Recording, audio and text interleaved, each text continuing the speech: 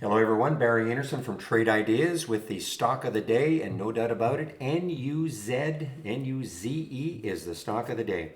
So this one had some news right here. It's a coffee company, I think some kind of a deal. I want to say Walmart, but it doesn't really matter. It's some major grocery chain, I believe. So had a big pop here. It actually got halted right there, okay?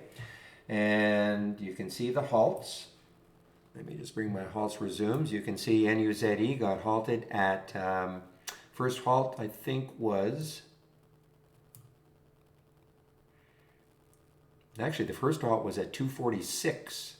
And then it resumed, 289, got halted at 366. So many halts on the way up. And these are volatility halts, typically stock moving up too quickly in too short of a period of time, kind of a breather. Anyway, no, I did not participate in, was able to participate in this one. And then this is not, it is not halted right now, sorry, it is not halted right now, but was able to participate on another 5 break and get involved. Very difficult though, and a 6 break. Now it's come right back down. I'm not in this trade anymore because I have no idea, where this is going.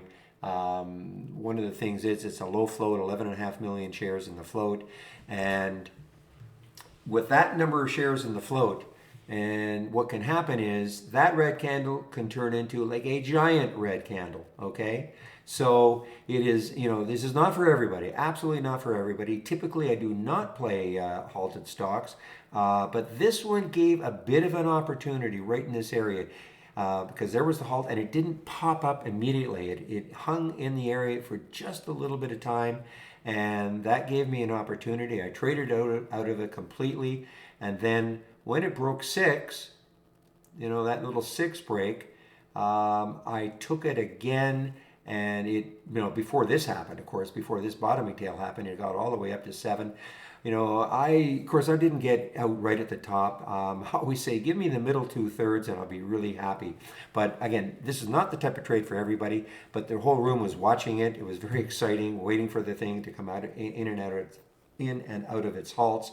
And so we'll see what happens. And the other thing is, one of the other reasons why we're really looking at this one, check out this, probably in a monthly chart, you'll be able to see it. Look what happened a few months ago. And so when traders see that, in fact, just even here, this is back in August, it got up to 51.74. So when traders see that, they're thinking, man, could it possibly happen again?